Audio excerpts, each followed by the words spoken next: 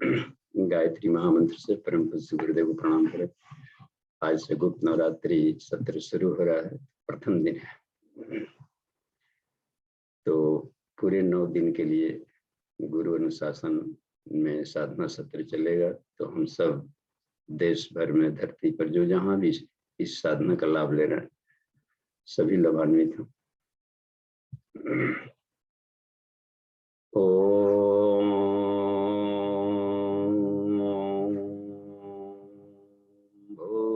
भूर्भुवः स्वः तत्सवितुर्वरेण्यं भर्गो देवस्य धीमहि धियो यो नः प्रचोदयात्।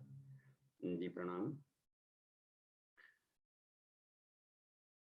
देखिए, सभी पार्टिसिपेंट्स को बहुत बहुत हृदय से नमन, क्योंकि ये साधना सत्र विशिष्ट है।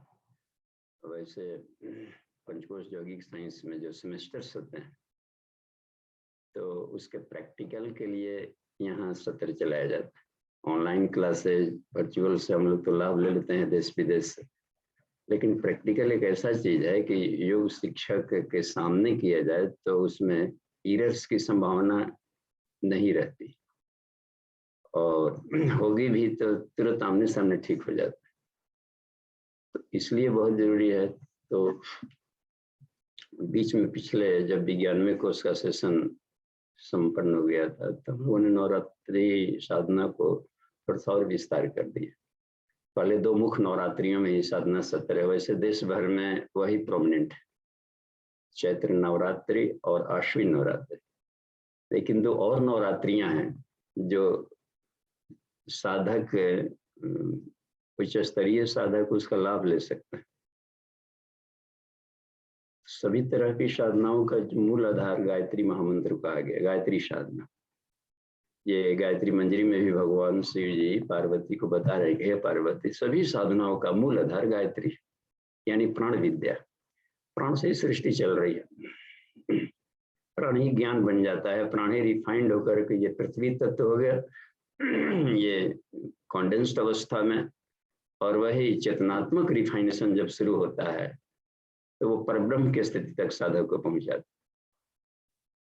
तो दोनों पक्ष की साधनाओं के लिए नवरात्रियों का बेहतरीन काल होता है।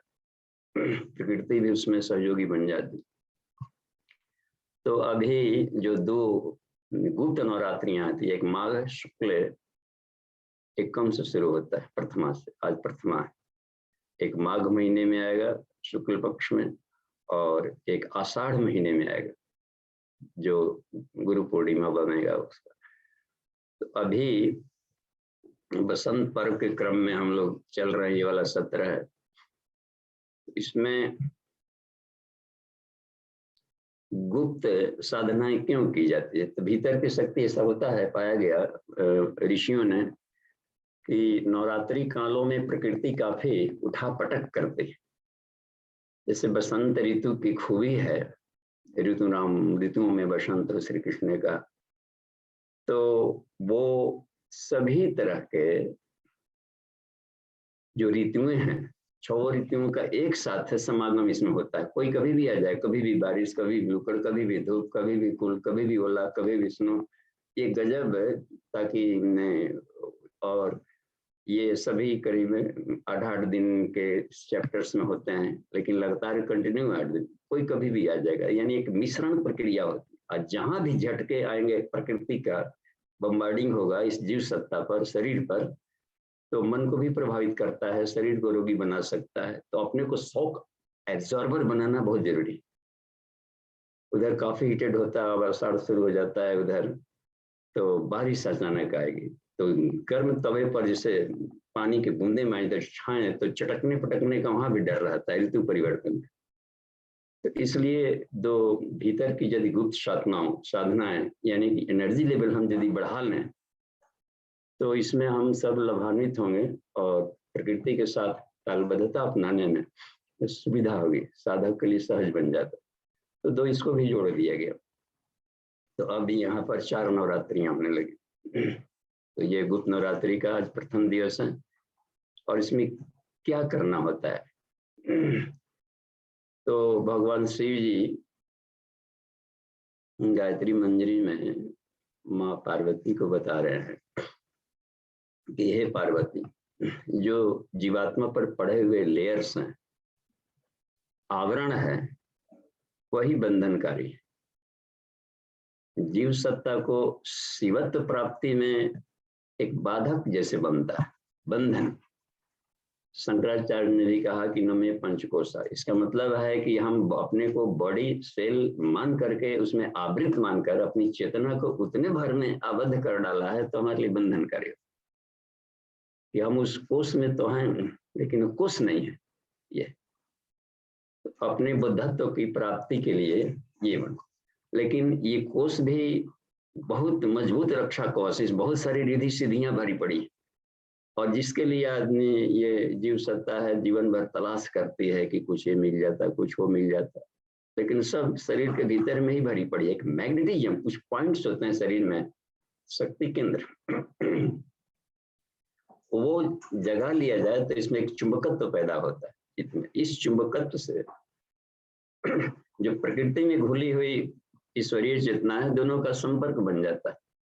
एक होते हैं जिससे कि रिले स्टेशन से रिले किया, प्रसारण किया, लेकिन रेडियो में ट्रांजिस्टर्स में जो होते हैं क्रिस्टल्स, उसको अपने मैग्नेटिज्म से ट्यूनिंग करके पकड़ते रहते हैं। तो ब्रेन के भीतर में सारे न्यूरॉन्स से उसके मैग्नेटिज्म को रिफाइन करके जगाना पड़ता है ताकि वो आकाश में विभिन्न लोकों में संव्याप्त है चेतना, दोनों का संपर्क बन सके। तो वो गुप्त केंद्र हैं भीतर में, पॉइंट्स।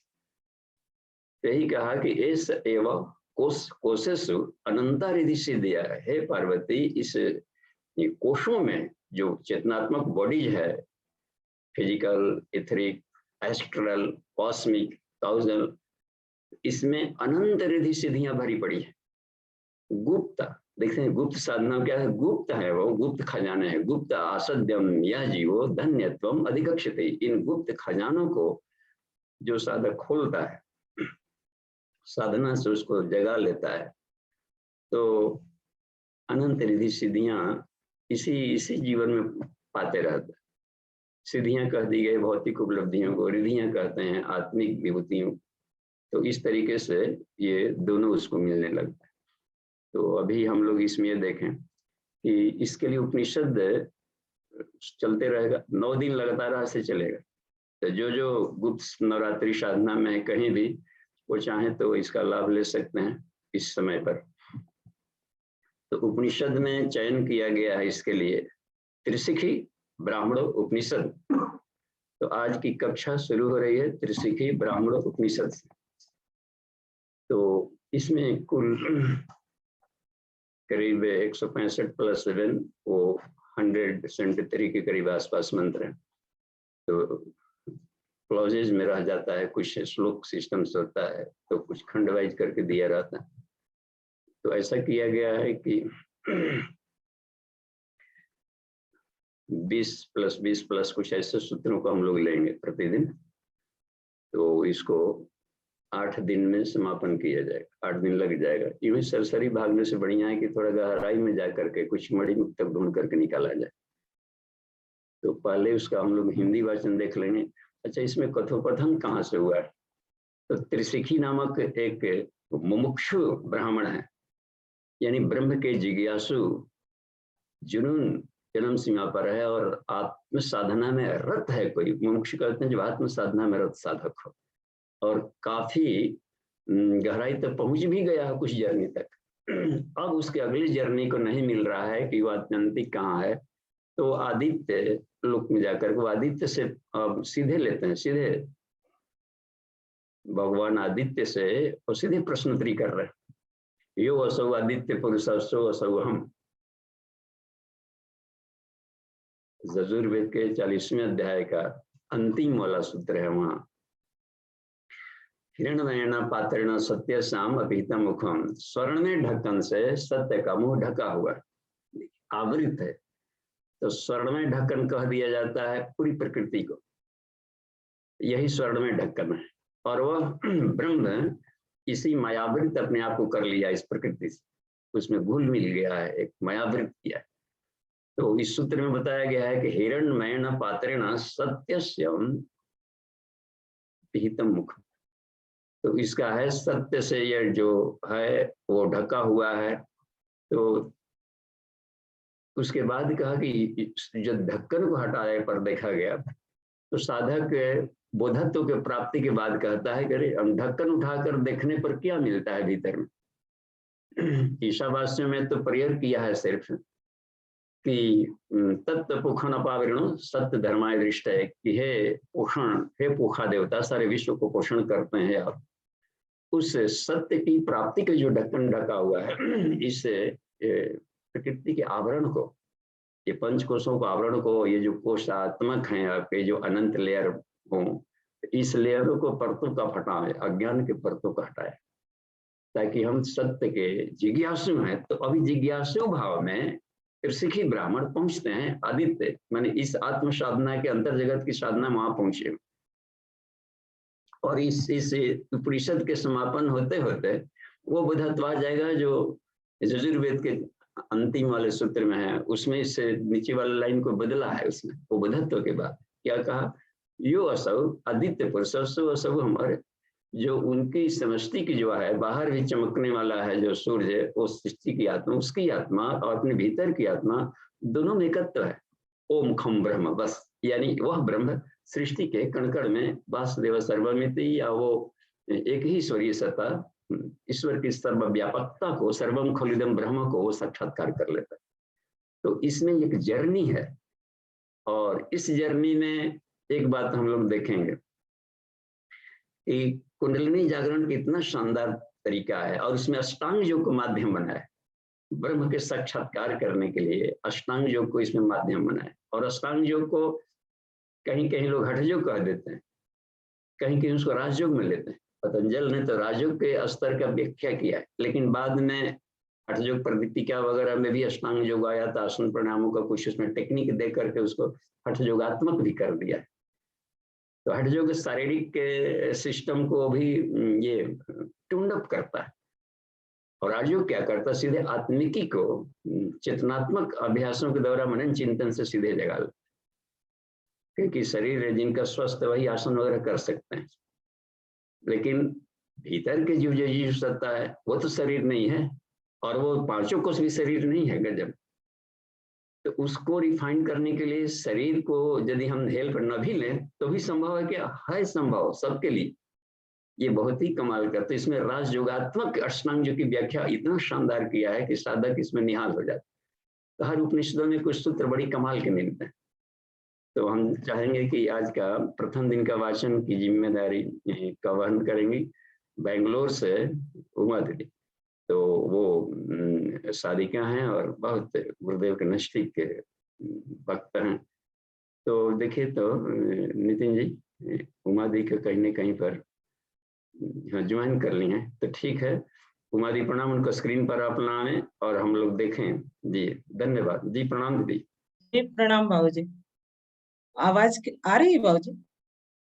हाँ जी जी। त्रिशिखी ब्राह्मणोपनिषद। ब्राह्मण एक बार त्रिशिखी नामक ब्राह्मण आदित्य लोक में जाकर भगवान आदित्य से बोले, हे भगवान, यह शरीर क्या है, प्राण क्या है, कारण क्या है और आत्मा क्या है? वे बोले, हे ब्राह्मण, यह सभी कुछ शिव स्वरूप ही है, ऐसा जान।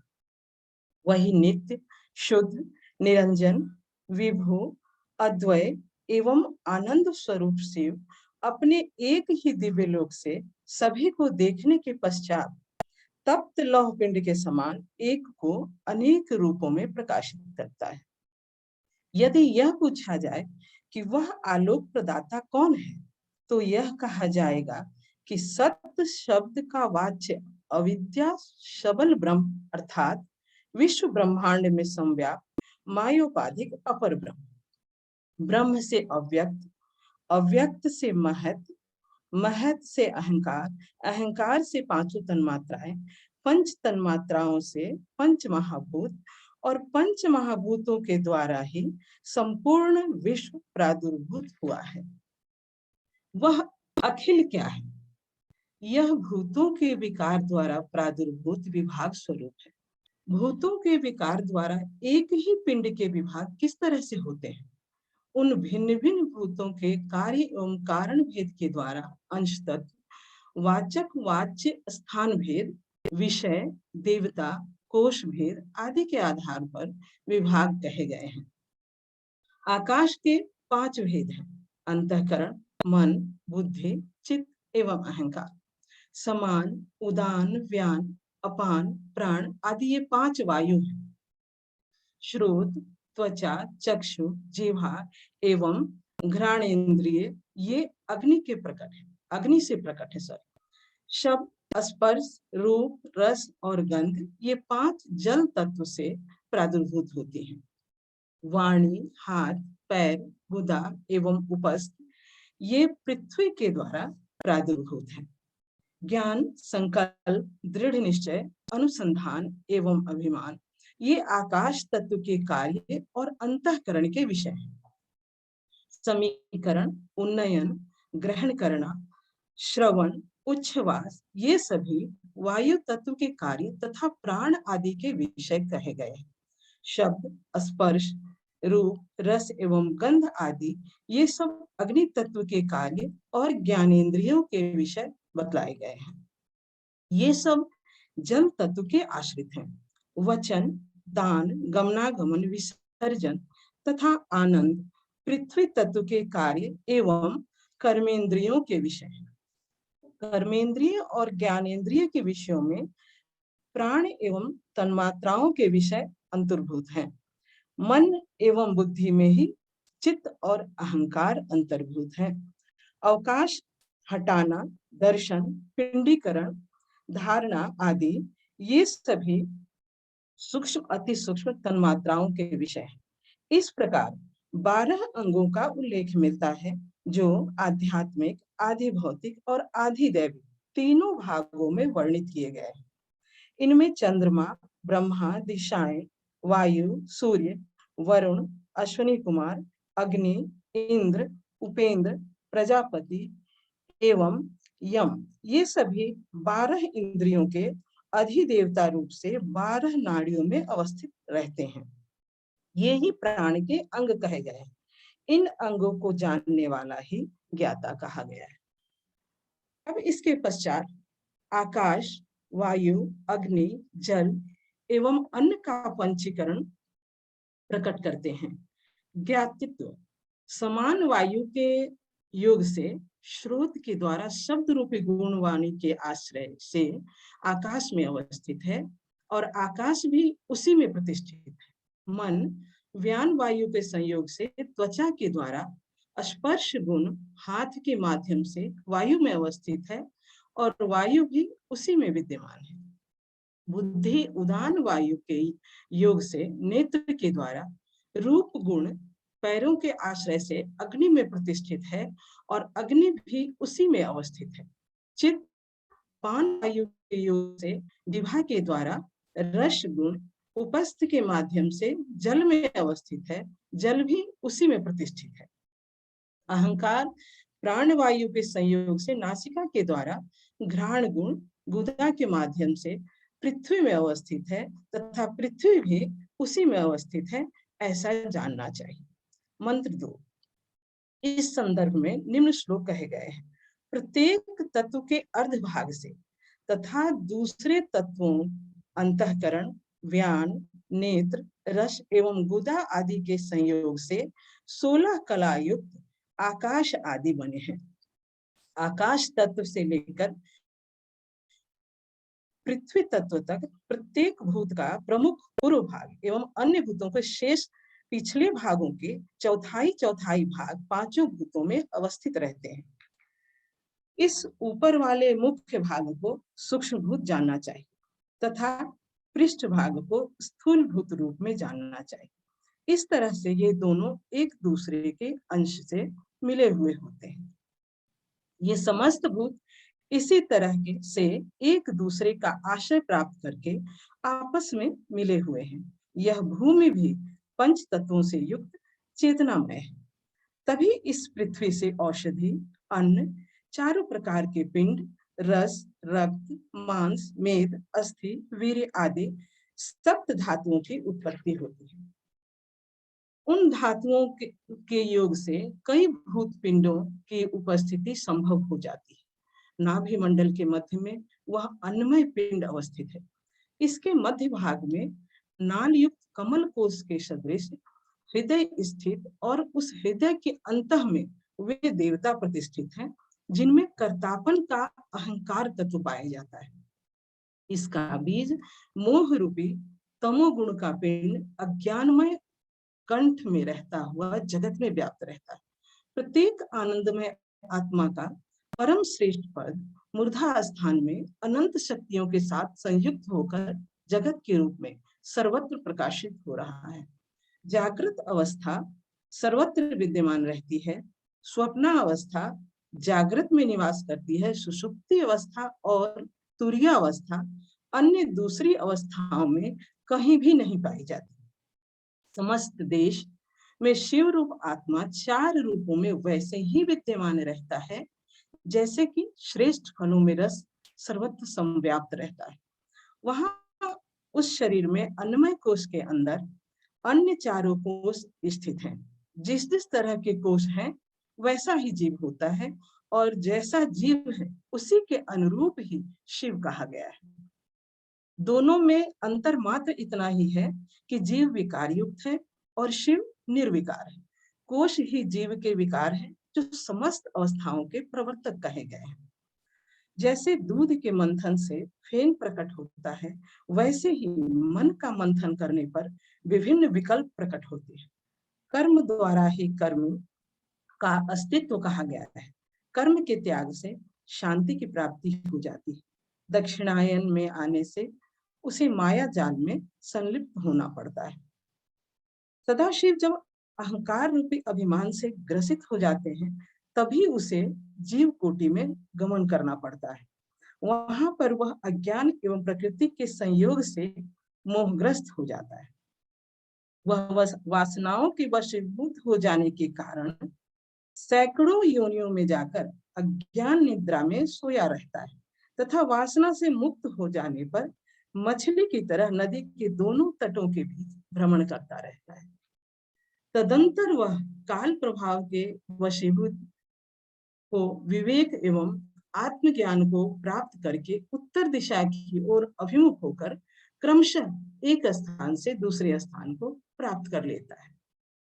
तत्पश्चात वह अपने प्राण तत्व को मूर्धा स्थान में स्थित करके योग के अभ्यास में निरत हो जाता है।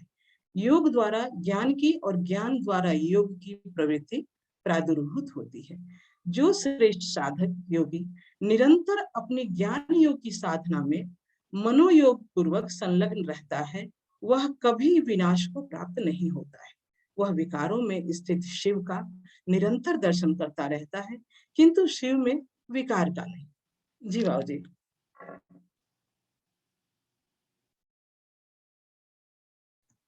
हाँ जी, धन्यवाद जी,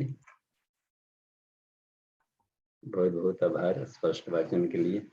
और देखिए अब हम लोग इसके टर्निंग पॉइंट इसमें थोड़ा गहराई में अब प्रवेश करें। देखिए आदित्य के माध्यम से यहाँ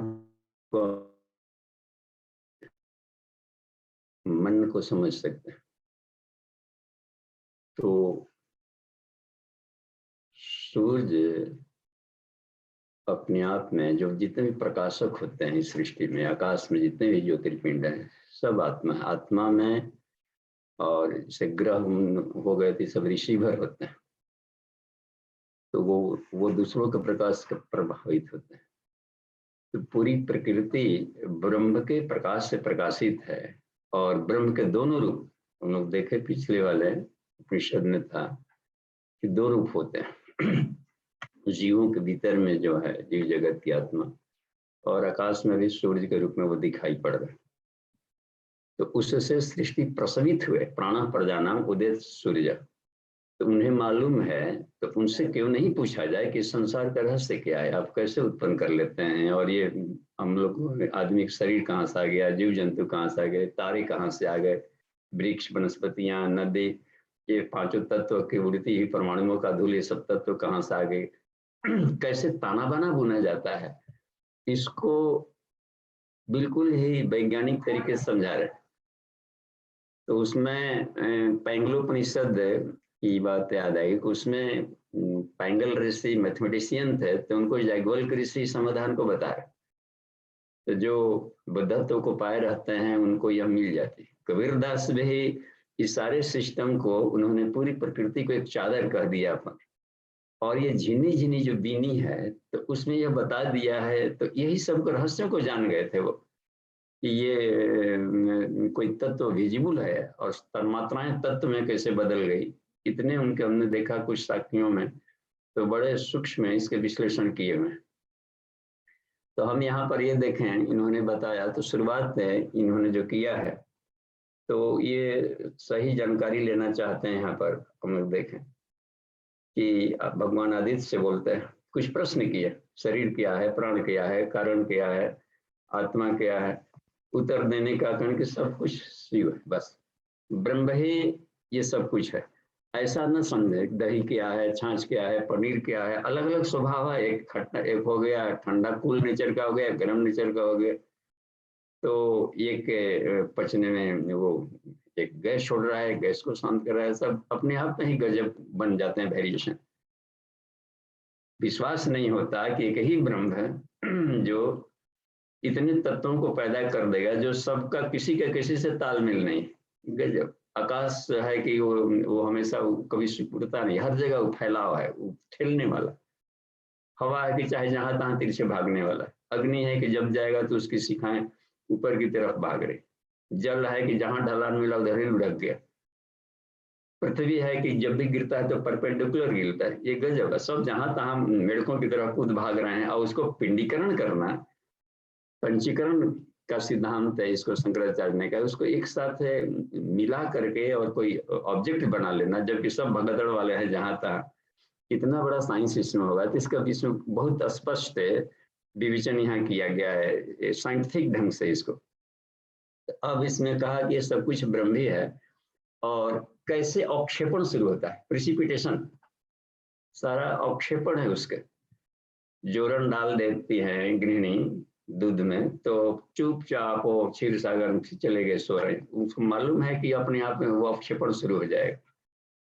उसी में से दही बनना फटना शुरू हो जाएगा, छाली लगना, वो करना, उसमें से गजब के सब लेयर दर लेयर फटने लगते हैं। तो ओम नामक उन्होंने भी, ईश्वर ने ब्रह्म ने डाल दिया। पिछले वाले उपनिषद में हम लोग देखे ओम खम ब्रह्म, तो इसी के माध्यम से अपनी विल पावर से शुरू कर दिया।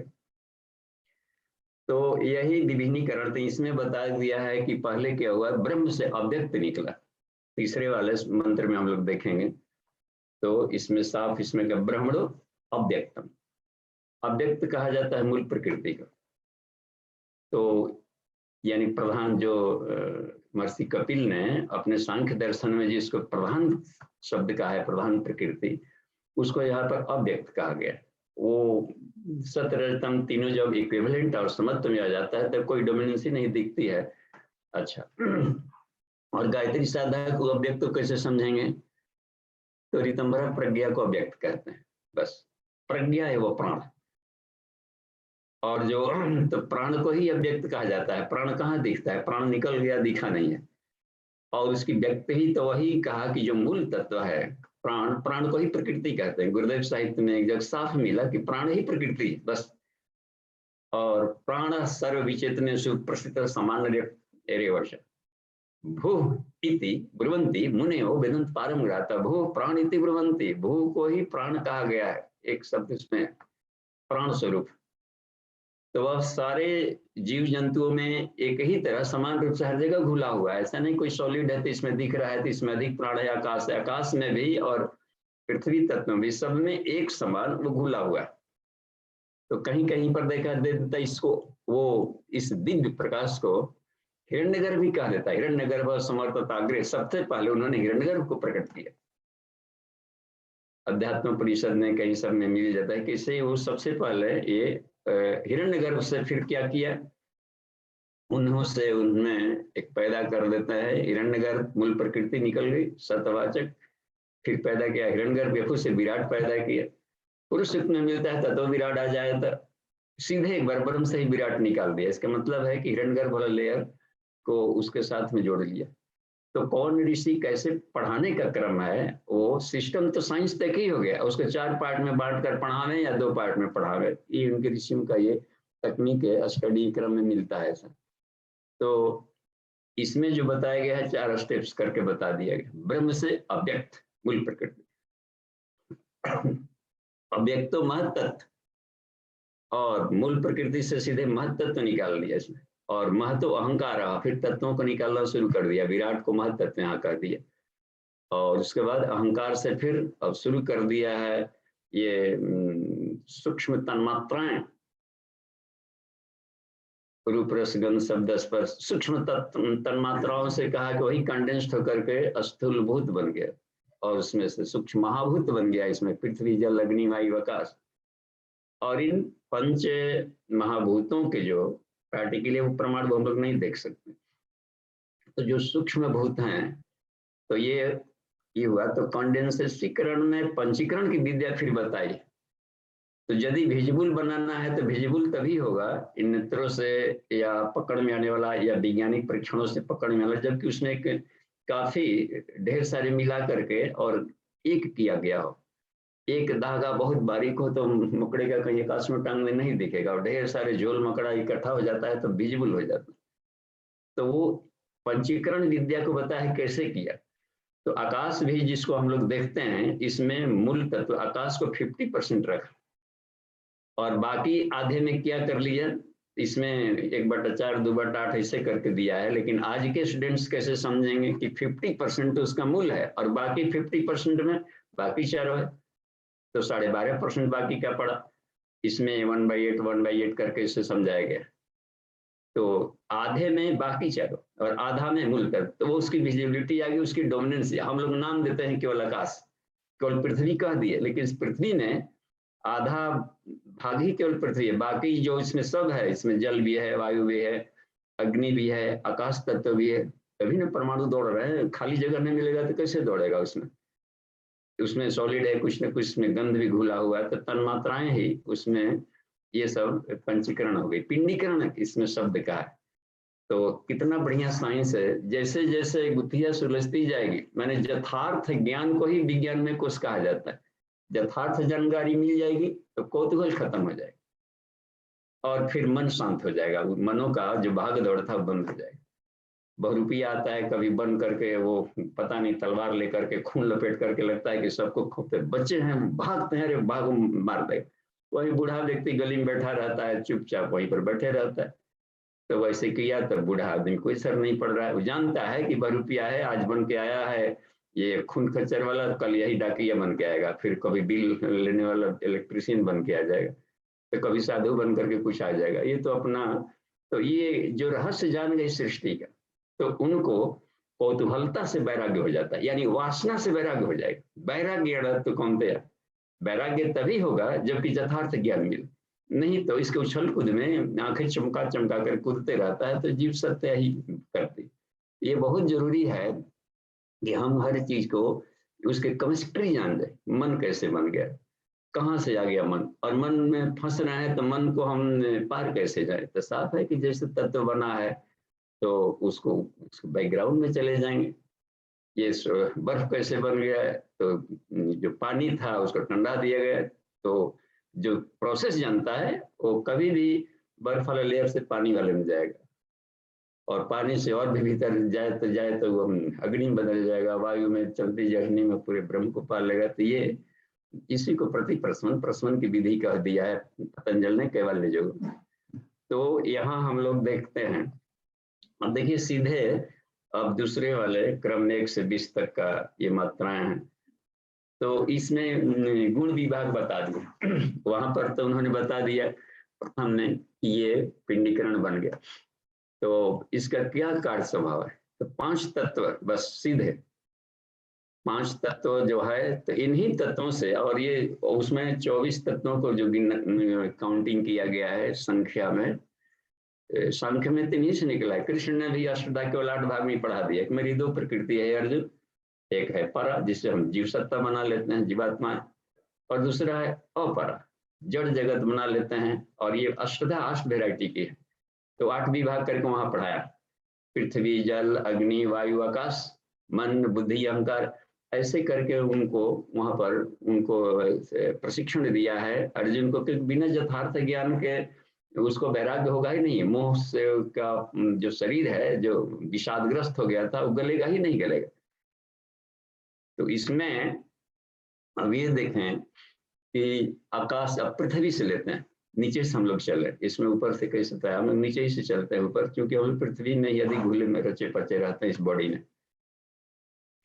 तो मूलाधार शरीर में उसका पॉइंट है पृथ्वी, आएगा इसमें अगले क्रम में ये सब आएगा, किसी न किसी दिन आ जाएगा सारा साइंस।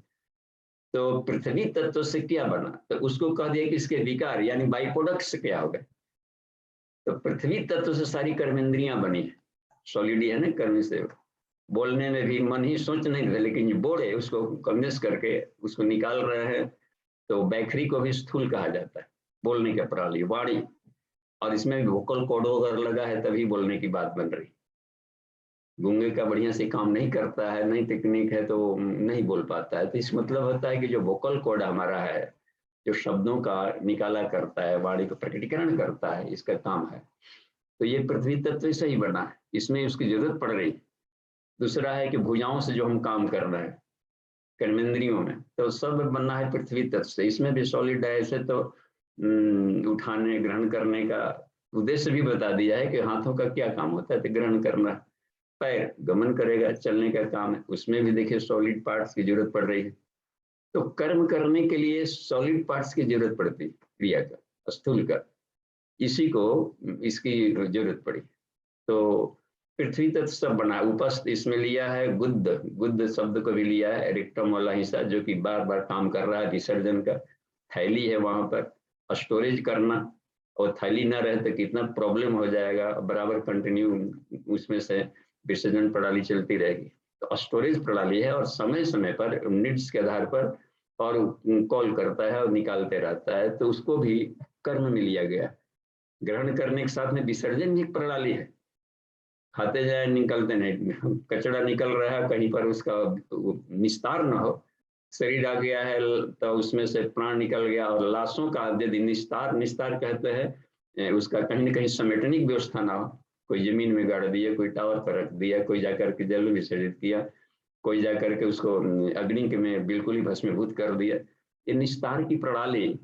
तो ये ना हो तो हर जगह प्रदूषण फैल जाएगा, तो कचरों से ही हम दब करके मर जाएंगे।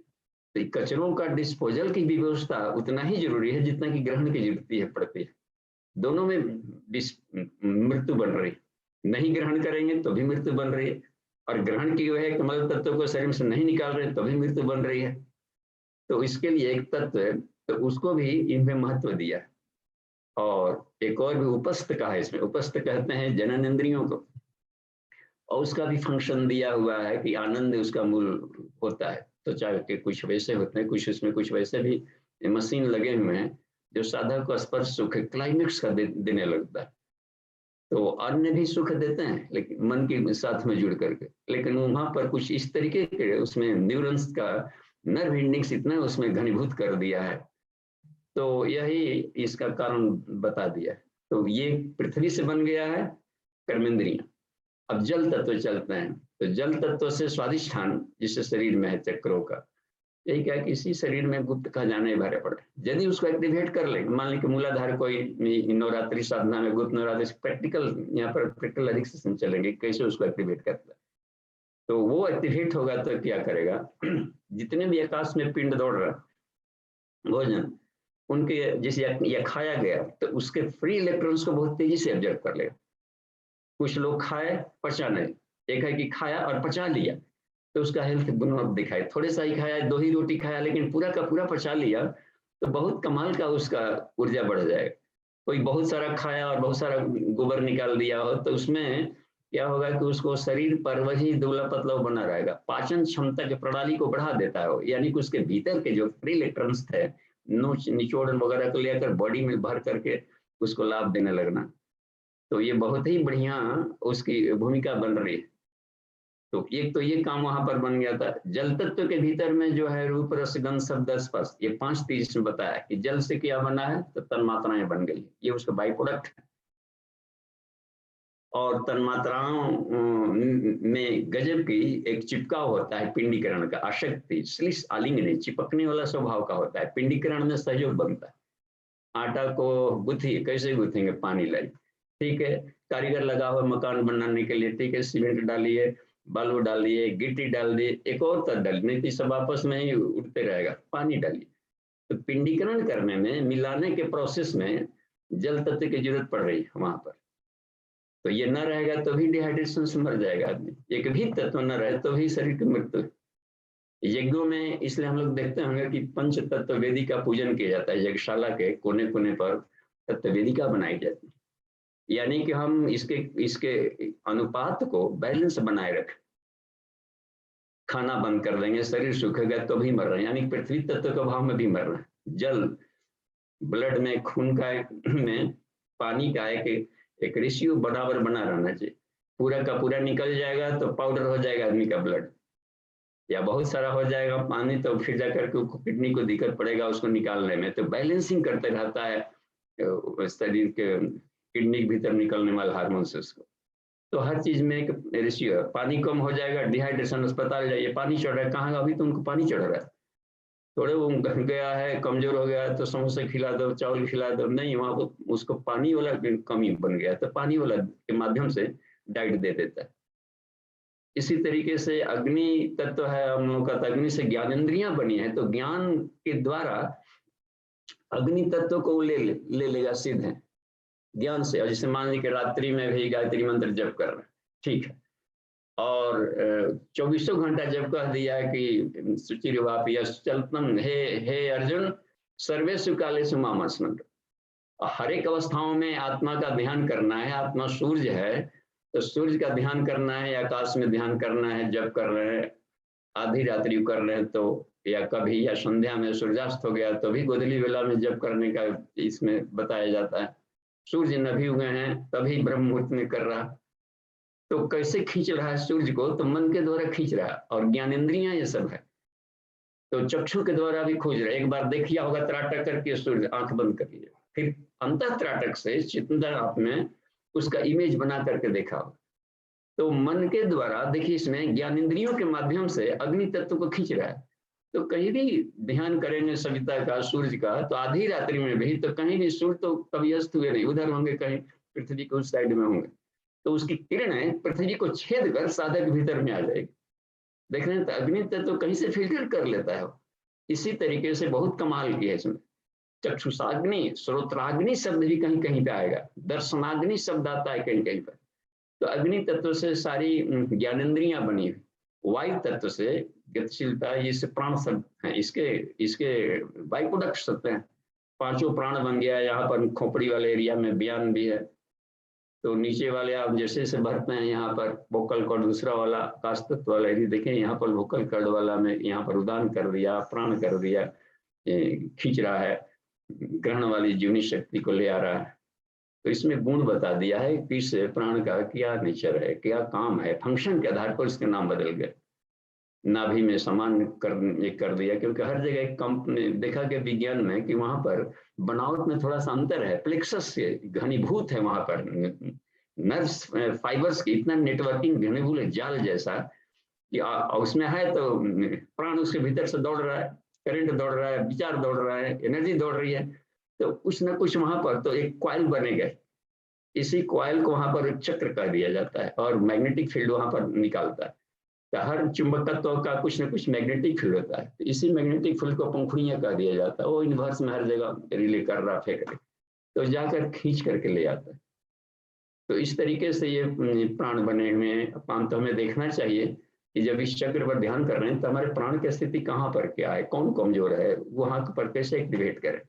तो शरीर में ही सब सिस्टम है और ये साधना का तकनीक इसमें बहुत शानदार बताया गया है ऋषि ब्राह्मणों में। तो हम लोग टाइम भी देखते रहे। अच्छा, एक और बात, ये आकाश तत्व से 5 देखते हैं, हर एक से 5 बना रहे। पृथ्वी से 5 कर्मेंद्रियां, जल तत्व से 5 तन्मात्राएं, अग्नि तत्व से 5 ज्ञानेंद्रियां इसमें भी, और वायु तत्व से 5 प्राण कर दिए, और उसमें आकाश तत्व से चेतनात्मक ज्ञानात्मक उसमें जोड़ दिया है। उसमें मन, बुद्धि, चित्त, अहंकार और एक अंतःकरण को भी शामिल कर ली। 2 को मिलाने से एक तीसरा कॉम्बिनेशन, तो उसकी स्वतंत्र सत्ता हो जाती। मन, बुद्धि, अहंकार, इसको कहते हैं अंतःकरण चतुष्ट। लेकिन अंतःकरण शब्द को भी गोलिया, सब चारों मिलाकर क्या करते हैं, तो ज्ञानात्म में ज्ञान प्रदान करते हैं, उसका रिजल्ट देते हैं। इंट्यूशन का उसका वो उपलब्धि दे लेता है, बुद्धत्व देते हैं। तो इस तरीके से कह दिया। अब मन हो गया, मन का काम है संकल्प विकल्प, सोचना, प्लानिंग करना, ये उसका काम दे दिया। बुद्धि निश्चयात्मक शब्द दे दिया, निर्णय करता है क्या सही है क्या गलत है, इस तरीके से। चित्त में वो सारे संस्कार रहते हैं पड़े हुए का। अहंकार के मान्यताओं के द्वार पर कुछ न कुछ मान्यताएं नहीं बनाएगा तो हम प्लानिंग बना करके उसमें उसको सॉलिड रूप नहीं दे पाएंगे, न पृथ्वी रह पाती, न कुछ रह पाता, फिर इसका हम लोग आनंद नहीं ले पाते। तो ये सारे तत्व हैं, इनके एक भी तत्व समाप्त कर दे, अहंकार को नष्ट कर दे, अहंकार को हटाइए। अहंकार ही तत्वों वाले अहंकार नहीं कहा गया यहाँ पर, मान्यताओं को वहां पर कहा गया, अपनी मान्यताएं, ईगो वो वाली। लेकिन अहंकार जो तत्व है, मन बुद्धि अहंकार, वो हट जाएगी तो सारी सृष्टि ही चरमरा करके रख जाएगी। तो अहंकार योग की साधना महोपनिषद में या गुरुदेव ने पहले पुस्तक ही लिख दिया, एक अहंकार योग की साधना। अहंकार को तुम एक लिमिटेड करके अनलिमिटेड कर दो, तो अपनी मान्यताओं को अनलिमिटेड, मैं शरीर नहीं, मन नहीं, न मैं कोश हूं तो क्या हूं, व्यापक सत्ता हूं, बस आकाश की तरह व्यापक। तो ये भी मोक्षत्व प्राप्त कराएगा। मोक्षत्व मतलब कि सारे बंधनों से हमें बाहर निकाल देगा। तो ये टेक्निक है, इसमें ये बता दिया गया। और भी इसमें देखिए तरीके जो दूसरे वाले क्रम में चल रहा था, ये पृथ्वी अंगन। अच्छा, पृथ्वी से क्या मतलब आगे देखिएगा हम लोग प्रश्नोत्तरी में, जहां पर समझ में ना आए तो। और भी देखिए, वासना के वशीभूत होकर, मन ललक, अज्ञानता है, कौतूहल है, तो साफ है कि उधर भाग दौड़ होगी जानने के लिए, चखने के लिए। अच्छा, एक बार चख लिया और मजा लेकर चख लिया है और रस लेकर विभोर हो गए, और फिर जाकर के वो वेरिएबल है, भूख लगी तो फिर उधर फिर दौड़ेगा ना, उसी को लाइए, उसी को लाइए। हमने उसका टेस्ट लिया है, बहुत गजब का। तब देखिए उसके पीछे इस जोनी से उस जोनी तक भटक रहा है सब। तो वासना का विस्मित होकर के विभिन्न योनियों में भटकते रहा।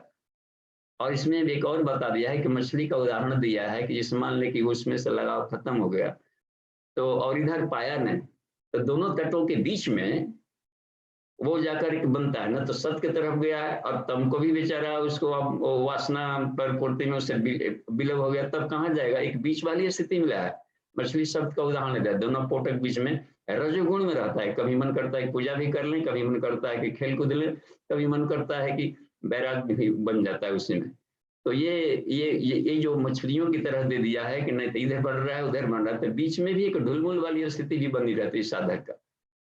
तो उधर छोड़ा, इधर पड़ा नहीं। यदि हमने मान लिया कि अभी 2 जनरेशन का मिलन हो रहा है, नई जनरेशन, तो नई जनरेशन में इन्होंने पिछली जनरेशन में से बिल्कुल को अवॉइड कर देंगे, ये संस्कार बेकार है, ये पूजा पाठ बेकार है, तो ठीक है, तो बिल्कुल ही बेकार है। तो हम उसके ऑप्शन में क्या दिए, जो पहले इसकी उपलब्धि हो रही थी साधना से, तो यज्ञ से, तो उसकी उपलब्धि हमने छोड़ दिया, यज्ञ करना छोड़ दिया, ठीक है, लेकिन उसकी भरपाई के लिए कुछ नया विकल्प तो देना चाहिए था। तो हम पुराना तभी छोड़ें जबकि नया आधार मजबूत बना लिया, तब तो नहीं रहेगा। त्रिसंग पेंडुलम बन करके इधर नहीं जाए, आदमी का जीवन पेंडुलम की तरह बना हुआ है भटकने की स्थिति में। इसमें भी उसको दिया है, मछली का एग्जाम्पल दे करके समझाया गया। तो हम पेंडुलम की स्थिति में न रहे, बस सीधे एक बात नहीं। तो इसमें कहा फिर जाकर के सत तत्व को उत्तरायण की दिशा में फिर चलता, इसमें दिया। इसमें बता रहा है कि हे त्रिसखी मुनि, ये जो होता है फिर जीव क्या करता है, तो काल के प्रभाव से क्या करता है, उत्तरायण की जर्नी, मतलब कि अब सीधे उठा पटक से भी जब हो जाता है लहू लुहान, ये सीध लेकर के, तो भी कभी न कभी उबन होते। इमोशनल लेयर को कहा है, बेसिक नीड पूरा हो गया, अब उधर से वैराग्य हो जाता है, अब काफी कमा लिया, बस काफी हो गया, अब कमाने की जरूरत नहीं है। रोटी हो गया, वस्त्र हो गया, मकान हो गया, बस इधर से तो फ्री हो। अब क्या कर, इंजॉय ले। तो इंजॉय ही लेने के क्रम में वो रोगी बनता है। आनंद लेने के क्रम में चलिए खूब खाया जाए, होश खो दिया, ओवर डाइट खा लिया, ये देखा जाए, ये कर लिया, पढ़ा जाए खूब। अतिवादी भी अति भुक्तम सर्वत्र वर्जित एक शब्द कहा है कि कहीं भी अति अति कर देने से फिर दिक्कत होता है इमोशनल, फिर आगे की जर्नी उसके रुक जाते, नए नए रोग पैदा कर लेगा। कहीं भी अति करके काम ही करना है, लगता है कभी इतना पड़ा है आज ही सारा काम कर डालें, ये जो अतिशीलता है करने में नट बोल्ट शरीर का ढीला हो जाएगा। योगा कर रहे थे, ठीक है, आज ही रातों रात खूब कर लेते हैं, एक अचानक अति तो ढेर सारा साइड इफेक्ट कर लेता है। तो हर जगह कहीं भी अति करने पर प्रॉब्लम बन जाए। तो ये भी एक भावुकता है। क्रीड़ा में तो ठीक है कर रहे हैं, लेकिन बैलेंसिंग यदि ना हुआ, समत्वम नहीं हुआ, तो वो फिर वो योग की अवस्था में नहीं ले आ पाएगा। तो इमोशनल होता है, क्रीड़ा करें, इंजॉय लें, आनंद लें। किसी का ढेर सारे फैकल्टी है, राजनीति का हो, शिक्षा का क्षेत्र हो, रहन सहन का क्षेत्र हो, मैन्युफैक्चरिंग का क्षेत्र हो, समृद्धि का हो, सुरक्षा का, ढेर सारे कैंपस हैं सर। इन कैंपसों में एक तो होता है कि ये है तो वो इसका एंजॉय लेते रहता है, क्रीड़ात्मक खेलता है, लेकिन इसमें भी एक थकावट आती है अंतिम जर्नी के लिए, तब उसको कहते हैं स्पिरिचुअल नीड है। बस सत्य गया, थक गया, आयाती की तरह थक करके हो गया और उससे तृप्ति नहीं मिल पाई भोगों के द्वारा। तो भोगमय वाला जीवन के बाद भी एक आती अवस्था, तो उसको कहते हैं अब उत्तरायण की जर्नी इसकी शुरू हुई, यानी अब डाउनफॉल वास्ती अब न जाएगा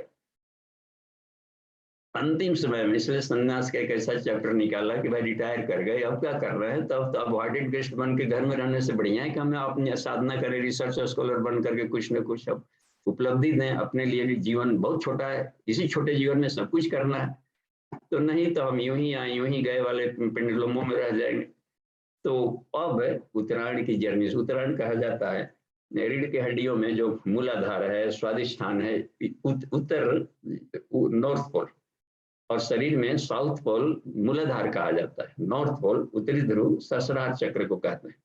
नक्शा में भी कुछ इसी तरह के लोग कर लेते हैं समझने के लिए बॉडी सिस्टम के आधार पर। उत्तरायण की साधना ये भीष्म पितामह कर पड़े थे, तो बेचारे सर सियापत उधर नहीं किया था। अभी तो युद्ध कला कौशल राजनीति और घर परिवार संसार को देखना, इसको व्यवस्थित करने में ही उनकी चेतना खपती रही थी, वही विद्याओं का उपयोग। लेकिन आत्मविद्या का क्या, तो युग ऋषि ने लिखा है एक जगह कि वो वही शास्त्र वासना के चलते ही ये बनती, लेकिन यदि वो किए रहते ये तो ईश्वर की सर्वव्यापकता पर तो इसकी भी जरूरत नहीं पड़ती। तो कहीं से कहीं ईश्वर सर्वव्यापी है, तो कहीं से कभी उपासक है, लेकिन फिर भी इस एक जो जर्नी बताई गई है कि अपने चेतना का उन्नयन की प्रणाली को उत्तरायण कहते हैं। तो 6 महीना वो उसकी साधना 6 चक्रों को जगाने का क्रम किए, नीचे से मूलाधार स्वादिष्ठान बड़ी करते करते तो वो कुंडलिनी जागरण की साधना वहां पर किए। तो ये नवरात्रियों में यही क्रम करना पड़ता है कि हम अपनी चेतना को थोड़ा सा मजबूत बनावें और अपने शरीर पक्ष को भी मजबूत बनाओ, फिर दोनों को कंबाइन कर, तब जीवन का अधिक आनंद मिलेगा। एक पक्ष को भाव पक्ष, ईश्वर भाव पक्ष भी है, लेकिन समृद्धि और शक्ति भी तो वही है। महेश भी वही कहलाता है, विष्णु भी वही कहलाता है। हम केवल ज्ञान का स्तर बढ़ाते रहे चेतना का और भाव पक्ष बढ़ावे खिचड़ी मुद्रा से, मेडिटेशन वगैरह से, तो इतनी भर से बात नहीं बनेगी। तो ये तो केवल अपना ये हुआ कि अपने को ज्ञानात्मक लेयर बढ़ा, तो कोई आवश्यक नहीं कि ज्ञानी आदमी का शरीर में रोग ना हो। लेकिन यदि शरीर सिस्टम को भी ठीक रखा है, शरीर सिस्टम को तंत्र कहते हैं, 5 कोश तंत्र है, पंचकोशी साधना एक तंत्र है, तंत्र साधना है। क्या तंत्र? 5 कोशों का जो सिस्टम है, तो ये जो है तो इन सिस्टम पर अपना कंट्रोल करें।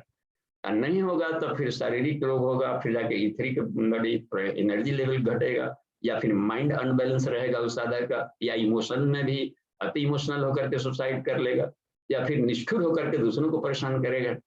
देखा ये कितना है उसके लिए जीवन जर्नी, दूसरों के लिए प्रॉब्लम, अपने लिए प्रॉब्लम। तो इसको सिस्टम पर कमांड करने की प्रणाली पाचन तंत्र है। अब तंत्र मान थोड़े कि हड्डी वड्डी लपेट कर कहीं स्मशान पर बैठा है, तो सिस्टम पर इस सिस्टम पर चेतना का कमांड है। आत्म भौतिकी को ही विशुद्ध रूप से कहा गया है तंत्र साधना। तो गायत्री महामंत्र में कि उच्च स्तरीय साधना है दोनों, पंचकोशी साधना और कुंडलिनी जागरण। तो कुंडलिनी जागरण की जो साधना होती है अपने सिस्टम पर कमांड का चक्रराज के माध्यम से, ये गुप्त नवरात्रियों के सब्जेक्ट होते हैं। और कोसोज वाइज होता है पूरे बॉडी सिस्टम का, यानी पूरे कार्य क्षेत्र जुडिक्शन भर का, तो उसको चेतनात्मक पंचकोशों पर कर लिया जाता है। कार्य क्षेत्र काम का है, एक ऑफिशियल के मार्ग से हुआ, बस सेंटर को ठीक करना होता है कि मुख्यालय ही गड़बड़ा, तो कार्य क्षेत्र में गड़बड़ी बन रही है, तो मुख्यालय के माध्यम से जाने के लिए प्रणाली और सिस्टम से कमांड करना। तो ये बहुत बढ़िया सिस्टम है। तो हम लोग देखें 5:57 हो गया है, तो अब यहीं पर हम इसको विराम दे रहे हैं। तो अब यही देखिए कितना जो सबसे 20वां वाला कितना कमाल की बात है, यह त्रिशिखी आप ऐसा करें, क्योंकि वो चूंकि ईश्वर ही सर्वव्यापी है शिव, तो कोष में रहते हुए भी वो विकारग्रस्त नहीं होता, और कोष में चिपका हो गया है तो जीव है, तो दोनों साथ में मरे, वो हमेशा सदाशिव रहता है भीतर में। तो आप ये करें, और उसी का ये रूपांतरण है, तो हर जगह शिव ही शिव तत्व है। ये अलग अलग वेरिएशन आप पूछ नहीं सकते, आई नहीं है। तो इस संसार में कहीं विकार आप न देखें, और वहां पर विकार में न कहीं पॉल्यूशन न कहीं वेरिएशन, माने द्वैत भाव न रखें। द्वैत भाव को भी विकार कहा जाता है। द्वैत भाव हुआ, ब्राह्मण समाप्त हुआ, बस ब्रह्म का इसमें ये अंतर्द्वंद शुरू होगा। द्वैत जहां हुआ तब अंतर्द्वंद, और अंतर्द्वंद से रोग होते हैं सीधे, उसी को निगेटिव थॉट कहा जाता है। द्वैत भाव ही निगेटिव थॉट है स्पिरिचुअल।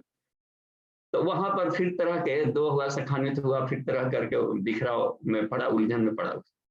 तो एकत्व भाव में देखिए, तो इसमें कितना शानदार दिया है ये छोटी सी टुकड़ी विषमा का, विकारस्थम शिवम पश्य। इस सारे सृष्टि में, प्रकृति में, या कहीं भी कचड़े हो, कहीं भी यहाँ पर सत्य हो, रज हो, तम हो, कहीं भी हर जगह इसमें शिव तत्व को देखें। शिव विकार, इसमें क्या शिव तत्व विकार के यहाँ युक्त है। ईश्वर को सर्वव्यापी मानकर उसके अनुशासन को पहला ही सूत्र गुरुदेव ने दे दिया है, युग निर्माण संकल्प का। युग निर्माण वही कर सकता है जो कि साधक हर एक में ईश्वरीय चेतना को उसमें देख रहा है, तो बैलेंस्ड माइंड से अपना काम करेगा और उसका बोधत्व कराने का क्रम चल पड़ेगा। तो ठीक है, तो धन्यवाद। और हैंडरेज है, उसको खोलिए नितिन जी, देखते हैं। तो जी 5:59 में जी अब प्रश्न किए जा सकते हैं, और हम लोग इसमें कंपैरेटिव स्टडी में भाग ले सकते हैं। जी बाबू जी प्रणाम। हाँ जी प्रणाम। बाबू जी, ये आप फ्री इलेक्ट्रॉन्स का क्या कंसेप्ट है? ये हम जैसे साइंस में जो पढ़े हैं उसमें फ्री इलेक्ट्रॉन्स कुछ नहीं आता है। आप फ्री इलेक्ट्रॉन्स की बात हमेशा करते रहते हैं, ये क्या इसको ग्रहण किया जाए? देखिए हम लोग उसको दोनों तरीके से समझेंगे। एक तो एटॉमिक कन्फिगरेशन, जहाँ अणुओं में होता है क्या, मान लीजिए कोई गोल गोल चीज आप रखें, तो गोल गोल चीज रखते हैं, गोल गोल, तो कुछ इंटर स्पेसेज आ जाएंगे बीच वाले में, देखते हैं कुछ इंटर स्पेसेज होता है मॉलिक्यूल उस हर एक जगह।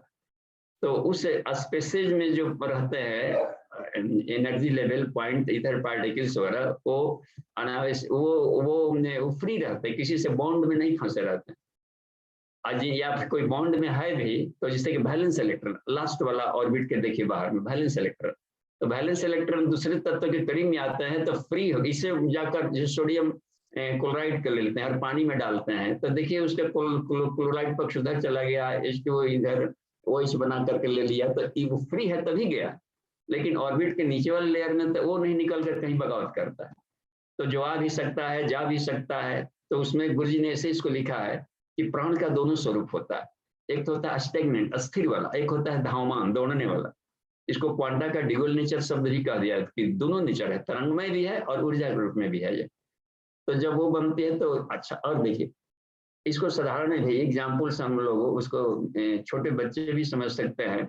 एक रॉड को यदि हम लोग लोहे का रॉड आग में डाले अंगीठी में, ठीक है, तो वहां गर्म वाला देते, गर्म वही रहना चाहिए था, लेकिन दूसरा छोर भी गर्म होगा। दूसरी बात, इलेक्ट्रिक के प्लग में हम लोग प्लग खोज डाल दिया और पंखा चलने लगा है ना, तो बिजली तो वहां था, यहाँ पर कौन गया लेकर के उसमें, तो वो फ्लो ऑफ फ्री इलेक्ट्रॉन्स होता है, कुछ फ्री होते हैं जो कि दौड़ते हैं और मैसेज लेकर वहां पहुंच जाते हैं एकदम अबाध गति से। तो वो अच्छा फ्री इलेक्ट्रॉन्स आदमी के रूप में कैसे देखें, तो वैलेंस इलेक्ट्रॉन को लोभ मोह और अहंकार कहा जाता है। तो जिस आदमी के ऑर्बिटल लेयर में लोभ हो या मोह हो या अहंकार हो, वो कहीं ना कहीं खूंटे में बंधे रहेगा। और वो आदमी विवेकानंद की तरह या अन्य संत महात्माओं की तरह फ्रीली नहीं घूम सकता है समाज सेवा करने के लिए। जब फ्रीली ना घूमेंगे तो बिजली कैसे पैदा होगी? तो करंट इलेक्ट्रिसिटी है कि flow of free electrons is called current electricity. तो करंट बढ़ाएगा वही। तो इन दिनों उसी की कम, हर कोई अपने अपने कि चलिए हम तो अपने घर सुधार रहे कर रहे हैं, और संसार पूरा विश्व ही वो घर का है। तो परिवार निर्माण खंड में समापन किया है वसुधैव कुटुंबकम पर कि अपना घर यही नहीं है, हम विश्व नागरिक में हमारी क्या भूमिका बन रही है। तो वो अपने को जिम्मेदारियों का कम करें, बस महत्वाकांक्षाओं को सीमित करें और उस बने, अपने ही घर को संभालते रहेंगे, अपना ही नाते, या यदि ना बना तो नहीं लायक हुआ तो रावण ने एक बार पूछा पुलस्त ऋषि ने से किसी ने कि आप इतना देते हैं ज्ञान वगैरह, अपना अपना अपना नतिया क्यों नहीं सिखा रहे हैं, उसको क्यों नहीं ज्ञान दे रहे? कहा कि ये वो नाती है उसको अवोग्य, तो हम संसार के सारे नाती को छोड़ दें, संसार के सारे जो हैं इसके एज के फैक्टर क्या ज्ञान सब हमारे नाती। तो उस भाव वाले का, बुद्ध का वो वाला भाव, विवेकानंद का वो वाला भाव कि सारे घर की बहनें अपनी बहन है, सारी माताएं हैं, देखा कंपेरेटिवली और भी है, हम केवल तो एक सिस्टम को उन्होंने लेकर के अपने चल पड़े। तो उसको कहते हैं फ्री इलेक्ट्रॉन्स। तो फ्री माइंड वाला ही कहीं ना कहीं पर बात बनेगी। तो फ्री इलेक्ट्रॉन्स कहाँ चलता है? सुषुम्ना में चलेगा सीधे, क्योंकि नहीं तो ईड़ा में जाएंगे तो या तो पॉजिटिव, या पिंगला में जाएंगे या तो पॉजिटिविटी से ग्रस्त हो जाएंगे या फिर निगेटिविटी से ग्रस्त हो जाएंगे। तो दोनों अपने तरफ से हमें पेंडुलम बना के रख ले। तो फ्री करने का, फ्री को ही कहा जाता है जीवन मुक्त। बस फ्री, वासना तृष्णा हंता को हटा देना, फ्री इलेक्ट्रॉन बन जाएगा आदमी, यानी एटम बम बन जाएगा, मानव बम।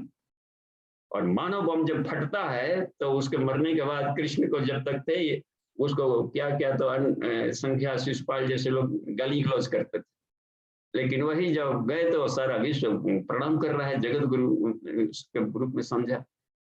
तो वो सब एकदम मानव बम बना लेता है। यीशु अपने को मानव बम बना ली। तो गांधी जैसे लोग या और भी जो महामानव हुए हैं, सुभाष जैसे लोग या क्रांतिकारी, अपने आप को एटम बम बनाता है सब, कि बाद में जब फटे तो पूरे विश्व को हिला करके रख दे। तो अरविंदो एटम बम बना दिए, नानक एटम बम बना दिया, और भी जो होते हैं किसी भूमिका में। तो फ्री ऑफ इलेक्ट्रॉन से होता है जी, जिम्मेदारियों से मुक्त होना। धन्यवाद बाबू जी, बहुत बहुत धन्यवाद जी। प्रणाम। आपका हर बार नेटवर्क ठीक नहीं रहता है, तो इसलिए हम पूरी बात सुन नहीं पाते हैं वीरेंद्र जी, फिर भी कोशिश कीजिए जी। हाँ हाँ, जारी रखें।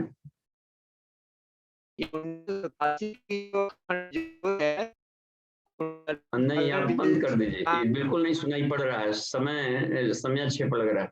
उसको आप चैट में डाल दीजिए, लिख कर के मैसेज डाल दें प्रश्न को। आगे देखिए तो नितिन जी, आप चैटिंग प्रश्न करें जी।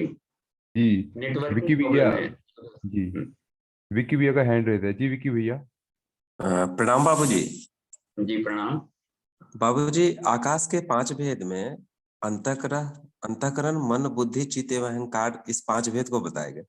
अभी तक से जो अध्ययन क्रम में मेरे आया था कि अंतःकरण चतुष्टय है, और यहाँ पे अंतःकरण को सेपरेट रखा गया, और 4 जो उसके मन, बुद्धि, चित्त, अहंकार, उसको सेपरेट रखा गया। तो यहाँ अंतःकरण और अर्थ परिलक्षित करता होगा। इसलिए कर दिया गया कि इसमें 4 को भी मिला देंगे तो एक 5वां चीज बनेगा ना जी, उसको कुछ तो नाम देना होगा। जैसे मुखिया, घर का गार्जियन, तो घर के वो गार्जियन शब्द हो गया ना, नया कुल गिनाए, तो इसमें है घर का मुखिया कौन है वो गिनाएगा, घर में कितने सदस्य इतने कहलाएगा, तो उसका 2 बार नाम लिखाएगा जी। और उसकी अलग भूमिका हो जाएगी। जी जी। तो यहाँ ये भाई है, एगो बाबू है, एगो लड़का है, अच्छा तीनों मिला दिया जाए तो तीसरा कौन है? एगो परिवार है, यहाँ भी एगो परिवार रहता है, तो परिवार शब्द भी जुड़ेगा उसमें, उसकी अलग टेस्ट होता है। 5 का से खट्टा मिला दिए, मान ले कि चीनी मिला दिए, गुड़ मिला दिए, 2 था, अब बन गया वो क्या था, उसके घोल जैसा, उसका नाम अलग हो गया, न खट्टा लग रहा है न मीठा लग रहा है, तो उसको कुछ तो खटमीठ वाला बिस्कुट एक अलग दिखता है, 50-50 वाला। तो 2 का, जिससे मान लीजिए पीला पथरी हो गया और नीला हो जाता है, उधर आकाश तत्व का मिला दिए तो हरा हो गया, तो हरा का तो नाम देना ना पड़ेगा। हरा की क्या सत्ता है? कुछ भी सत्ता नहीं, लेकिन हरा वही तत्व है। जी बाबूजी, समझ में आ गया। उसके बाद 20 हाँ। नंबर मंत्र में उपनिषदकार कहते हैं कि जो ज्ञान योगी है वो विकारों में स्थित शिव को देखते हैं, किंतु शिव में विकार का नहीं। ऐसे श्रेष्ठ योगी 21वें में कह रहे हैं कि ऐसा श्रेष्ठ योगी सर्व विकारों से रहित ब्रह्म का अनन्य भाव से चिंतन करे, जिसे इस प्रकार का ज्ञान योग प्राप्त नहीं होता उसे सिद्धि नहीं मिलती। तो यहाँ हाँ, ज्ञान योग में विभेद बताया गया, एक ज्ञान योगी दूसरा ज्ञान योगी। हाँ, अब इसमें देखिए, इसमें तरह का ज्ञान जिसे नहीं होता, तो अब अपने ही से हमको अलग, ईश्वर सर्वव्यापी है बोल रहे हैं, और ईश्वर शांति में आनंदमय है, ईश्वर पवित्र है, शुद्ध है, तो अपवित्रता भी उसी मुंह से बोलने की यहाँ पवित्र है, तो इसका मतलब है नहीं विक्षिप्त आदमी है।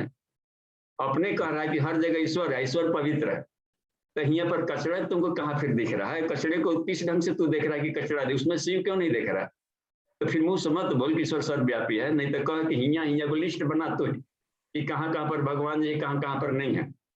तो नहीं है तो हम उसी को लाएंगे, क्योंकि इतना वो वेटरन है कि अपने इलाका में भगवान जी को नहीं घुसने दिया, तब तो और भी जानबूझकर उसको घर में पूजा करेंगे उसके। तो ये गजब की बात है। इसलिए वो हमको तो वो अच्छा लगता है जो मूर्ति की पूजा करता है और निराकार भगवान जी करता है, क्योंकि मूर्तियों में, पत्थरों में भी वो भगवान जी को देख रहा है। तो दोनों में बढ़िया नहीं तो हर जगह वो देख रहा है, वो तो वही बढ़िया हुआ। तो हम फिर ये कहना बंद कर दें कि फिर एगो लिस्ट बनाकर चले कि इसको यहाँ पर भगवान जी नहीं, दुष्टों में नहीं है, वहां पर नहीं। तो फिर कृष्ण ने भी माथा वो हर तरीके से समझाया कि मैं ही असुर हूँ, मैं ही सुर हूँ, मैं ही है अर्जुन, वृक्षों में पीपल हूँ, नदियों में क्या है जड़ता था। हम केवल फोटो में क्यों फंसे रहे? गंगा जी के पास दर्शन जाए तो कृष्ण को वहां क्यों नहीं देखें? क्योंकि कहा कि नहीं इसमें मैं हूँ। तो अब चिल्लाने से क्या फायदा, जब हमको मतलब गुरु की चिल्लाहट कभी तो शीशे पर असर नहीं पड़ रहा है, इतना दिन से पूजा के बाद भी कण कण में मैं ही हूँ ईश्वर, बस जो कुछ भी है बस मैं, वासुदेव सर्वमिति। तो अब है कि ज्ञान का वो ले, और ज्ञान के नेत्र से ही दिखाई पड़ेगा, बस चक्षु से ही निकलता है, आत्मा देखता है।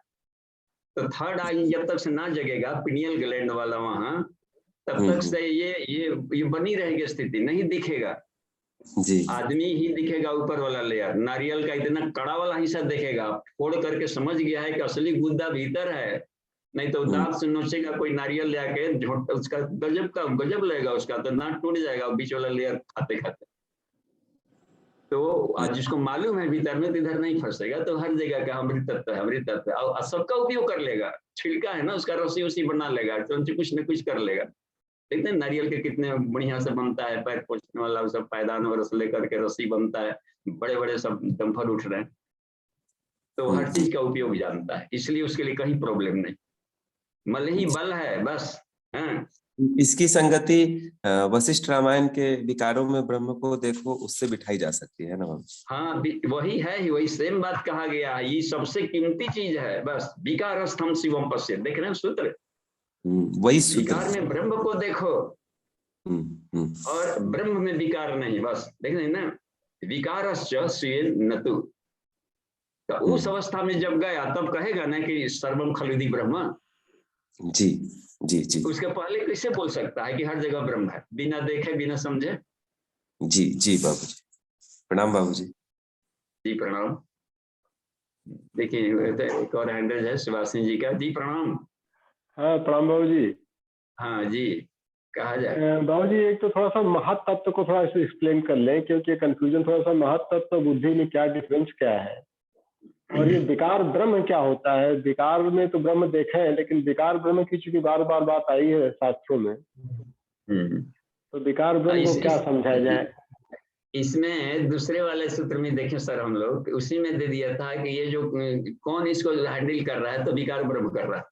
शुरुआत ही में बोल दिया है कि मायोपाधिक ब्रह्म को, यानी प्रकृति में घुली हुई जो ब्रह्म की सत्ता है, इसको विकार ब्रह्म कहते हैं।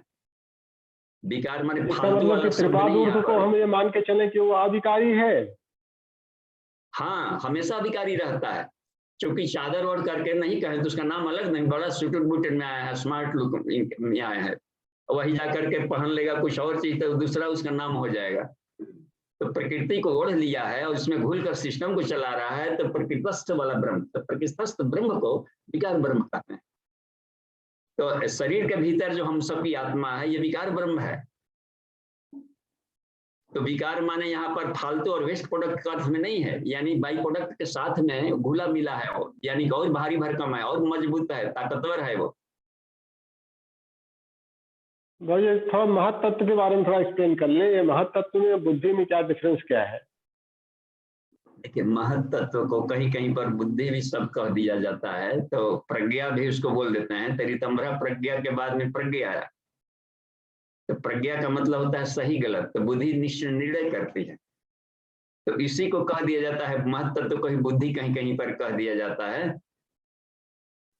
तो अब रह गया तो 2 प्रकार की बुद्धि हो गई, एक पदार्थ जगत को जांचने वाले बुद्धि, एक होता है आत्मबुद्धि से काम कर रहा है, समझदारी वाला, एक वो भी बुद्धि है कि कौन वाला सिगरेट सस्ता है, कौन वाला बढ़िया है, कौन कितना देर तक चलेगा, कैसा नशा करेगा, उसी पैसा लगा लगा के खाना, तो भी एक बुद्धि है। बुद्धिमान लोग ही खरीदते हैं सिगरेट वाला। एक वो भी बुद्धि है कि नहीं, एक कस भी लेंगे तो हमारा फेफड़ा खरीद, तो फिर आत्मा पर की काली आती जाएगी परत दर परत, तो वो बिल्कुल नहीं पिएगा।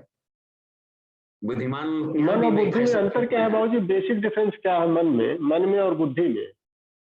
जी, इसमें साफ लिखे हैं, इसमें एक तत्व दे रहे हैं, आदित्य भगवान बोल रहे हैं कि मन का काम होता है संकल्प, प्लानिंग करना।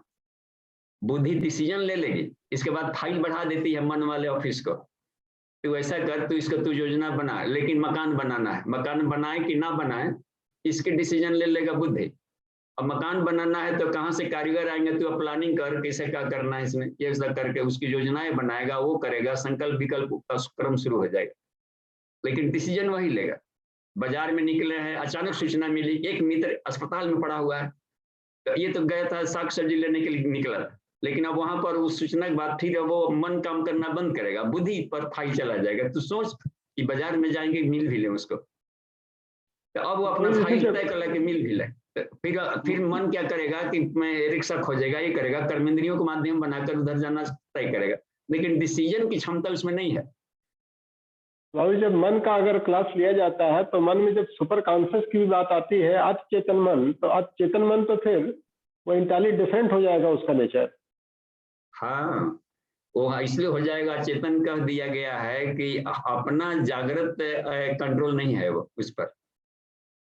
आत्म चेतन की बात कर रहे हैं, सुपर कॉन्शियस की बात कर रहे हैं जी। तो सुपर कॉन्शियस में किया, इसको अति मानसिक लेयर कह दिया है श्री अरविंदो ने, तो वो तुरीयावस्था में आती है। तुरीयावस्था भी शब्द है उसमें कि हमेशा ईश्वरीय भाव में रहना, आत्म भाव में रहना, भुलक्कड़ी में न पड़े रहना, तो उसको सहज समाधि भी कह दिया है कबीरदास ने। तो सहज समाधि की अवस्था में आत्म भाव में रहना सुपर कॉन्शियसनेस, बुद्धि से बेटर हो गया वो। हाँ, वो उसके सही गलत का, सत्य तो हर जगह भूला है, ईश्वर सब जगह है, वो ना देखता है कि विकार है कि या अविकार है, कहीं भी जाएगा ना, तो सुअर के खुबाड़ में भी उसके बच्चों के भीतर बैठ करके महात्माओं की तरह आनंद ले रहा है वहां, तो वो भेद दृष्टि नहीं रखता है कि हाँ, उसको कहा जाएगा कि अति मानसिक लेयर है। तो उस लेयर में श्री अरविंदो पहुंचाना चाहते थे मनुष्यों को, और वही लास्ट जर्नी होती। जी धन्यवाद जी, प्रणाम। तो देखिए, तो कुछ उसमें है, चैटिंग में है क्या, कोई प्रश्न है तो 15 मिनट का लाभ हम लोग ले सकते हैं। जी बाबूजी, एक प्रश्न आया है, मोहन प्रसाद जी का है, ये पूछते हैं कि हिरण्य गर्भ क्या होता है? देखिए, हिरण्य शब्द चमकीले को कहते हैं, प्रकाश को, प्रकाश शब्द को कहीं हिरण्य कहा जाता है, हिरण्य गर्भ है। तो एक प्रकाश का ऐसा आयाम बस जो अपने भीतर से प्रकाश की चिंगारियों को, सूर्य वगैरह पैदा कर सके, तो सविता का एक नाम हिरण्यगर्भ भी होता है। वो सृष्टि के हर कण में वो प्रकाश एक समान घुला हुआ, एक अलग फ्रीक्वेंसी का एक आयाम है वो आवृत्ति। तो साधक का मेडिटेशन की अवस्था में कभी कभी देखते होंगे कि कभी कभी एक लाइट का फ्लेकरिंग आ जाता है, एकदम एक चमक जैसी, तो वो चमक वो केवल मन के शून्यता की अवस्था में आई है, चंचलता शांत हुई है, तो उस समय में कभी है, तो उस तरीके के एक प्रकाश हर जगह व्याप्त है पूरे सृष्टि में, तेजो वैसा कह दिया जाता है वहां, तो उसी को हिरण्यगर्भ कहते हैं। तो ईश्वर ने सबसे पहले अपने भीतर से अव्यक्त पैदा कर दिया, और उसमें न सत है, न रज है, तम है, तीनों में कोई डोमिनेट रहता है, इक्विवेलेंट अवस्था में वो हमेशा रहता है। और उसमें से सतात्मक पैदा कर दिया तो ईश्वर कह दिया, सत्वगुण वाली सारी व्यवस्थाएं बनती चली गई, रज वाला कर दिया तो उसी को विष्णु कह देते हैं। तो वहां उसी में से सब निकालेगा। कहीं कहीं पर उसको विराट जी कह दिया जाता है, तत्व विराट आ जाए तो वहां हिरण्यगर्भ शब्द का प्रयोग नहीं किया है पुरुष सूक्त में, उस ब्रह्म से सीधे विराट को उत्पन्न किया। तो इस सृष्टि का एक मूल तत्व है प्राण, तो प्राण ही हिरण्यगर्भ है। बस चमकीला प्रकाश उत्पन्न कर दिया अपने भीतर से, तो लाइट ऑन कर दिया तो सारी सृष्टि दिखने लग गई अपना। तो उनको ऋतंभरा प्रज्ञा है तो वो प्रकाशात्मक है। यहाँ ज्ञान शब्द से अधिक संयुक्त होगा, खोलना देखना, तो वो ज्ञान की एक शुद्धतम अवस्था।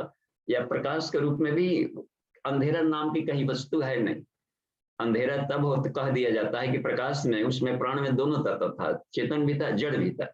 तो जड़ में वो प्रकाश के माध्यम से कोई फोकस देता है वो दिखाई पड़ता है, तो इसलिए जड़ तत्व को अंधेरा कह दिया जाता है। अपरा प्रकृति को ही अंधेरा कह दिया जाता है। दिन सविता, रात्रि को सावित्री वहां पर कहा है, उसमें भी हम लोग देखेंगे तो प्रश्न क्रम में है वो जी।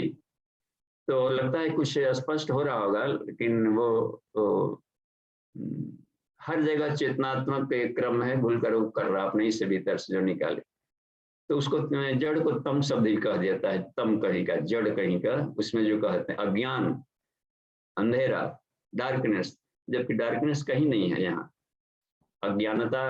जी जी बाबूजी हैंड रेज है कुछ, पहले अरविंद जी का हैंड रेज है। जी भैया। हाँ जी बाबूजी प्रणाम, पटना से अरविंद।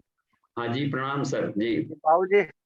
बाबूजी इधर कुछ दिन से लग रहा है कि हम लोग कहते हैं कि ईश्वर सर्वव्यापी है, कण-कण में है, कैसे देखें? तो अब देखने का अपने आप हमको तरीका मिल गया कि वो जो शक्ति है जिसके बदौलत हम सांस लेते हैं, कुछ भी करते हैं, चाहे निर्जीव भी जो खड़ा है जिस बदौलत, वो शक्ति ही ईश्वर है।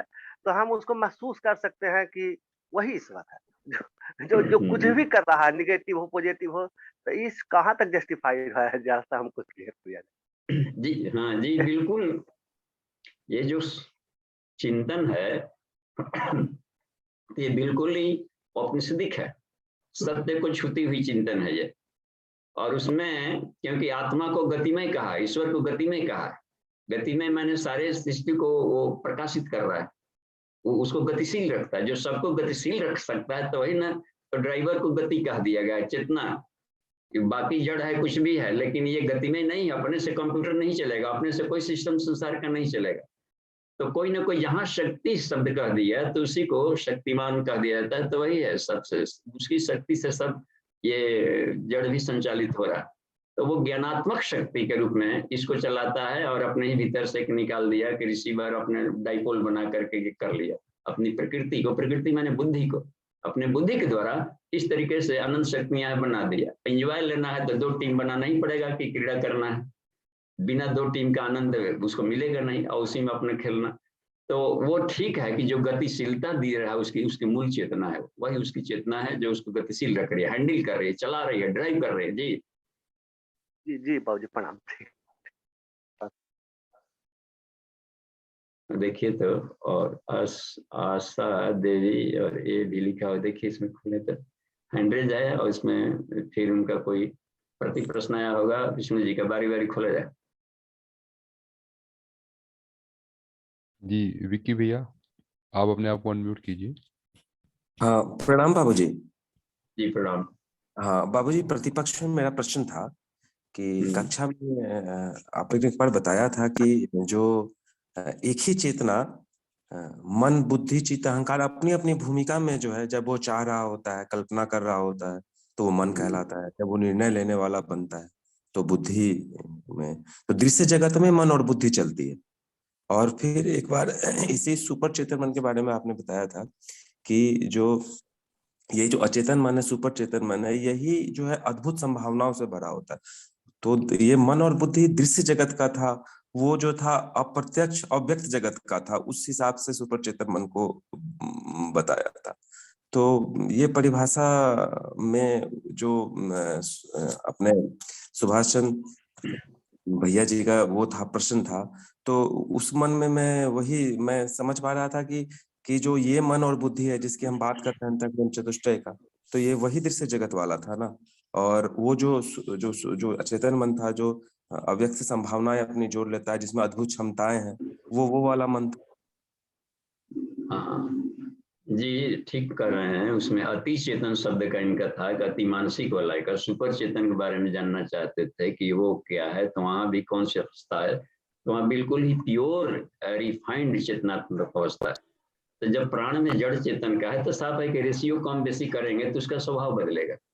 जी एक्चुअली बाबूजी दोनों में जो कॉमन शब्द मन आ रहा था, जैसे एक दृश्य जगत का मन है वो डिफरेंट है, वो तो केवल चाहने और इच्छा मात्र करने वाला है, लेकिन जो वो वाला मन है, दोनों जगह सब तो मन ही आ रहा है, लेकिन वो वाला मन है उसको अद्भुत क्षमताओं को लेकर आया हुआ है। तो क्या मैं इसको ऐसे विभेद कर सकता हूँ कि ये जो परिचय दिया जाता है कि चाहने वाला मन, कल्पना करने वाला मन, ये दृश्य जगत का है, और वो वाला जो मन है वो जो परोक्ष और अपरोक्ष से कुछ इस तरह से था, वो अपरोक्ष वाला है। कैसे समझूं बाबूजी मैं इसको? ऐसे ही समझें कि वो उसमें पोटेंसी कम बेसी डालते जाएंगे तो उसका स्वभाव बदलते जाएगा। जी तो मन को दुविधा मनाओ, उसमें लें कि मन को दो प्रकार का है कि शुद्ध मन और शुद्ध मन। तो शुद्ध जी मन मतलब गंदा से मतलब नहीं होता है, यानी जड़ात्मक प्रवृत्ति का मतलब होगा वहां, यानी इस फ्लो में जा रहा है, टुवर्ड्स नेचर की तरफ जा रहा है। और अपवर्ड कर दिया, उसी कर दिया, तो दो इसी को अपानन और प्राणन की आएगा कहीं पर जानकारियां, तो हम लोग चर्चा करेंगे। तो ऊर्ध्वगामी मन को शुद्ध मन कह दिया गया जाता है, तो वो डोमिनेंट वाला। तो मन हर जगह तो दो पार्ट होगा ही होगा, कहीं ना कहीं से हर एक के भीतर में स्थूल सूक्ष्म होगा, तो कुछ तो नाम तो देना ही पड़ेगा। जो ये ऊर्ध्वगामी मन है जिसकी बात की जा रही है, इसका मतलब उसका विलय बुद्धि में हो चुका है, जो कठोपनिषद में कहते हैं कि मन को जो है, तो वो जो शुद्ध हमारा मन है तो वो रिफाइनरी स्तर पे आके उसको वो तो लीन हो गया।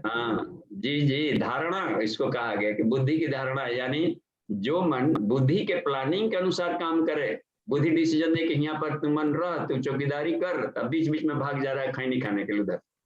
जी जी जी। और उसके कह दिया कि नहीं, मालिक ने कहा है तो ये रहना है, बस पढ़ना है तो पढ़ो, फिर पढ़ रहा था तो फिर क्या इधर उधर के खेलकूद की बात सोच रहा था।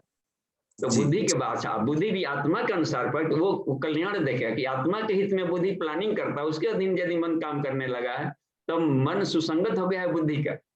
जी जी जी, या उनका स्टाफ बन चुका है पूरा पूरा, अब बिल्कुल खत्म, इसका अपना अपना कदमड़ी बंद कर दिया। जी जी जी जी, प्रणाम बाबूजी। यही, हाँ, इसी को ऊर्ध्वगमन कहते हैं, ऊर्ध्वरेता।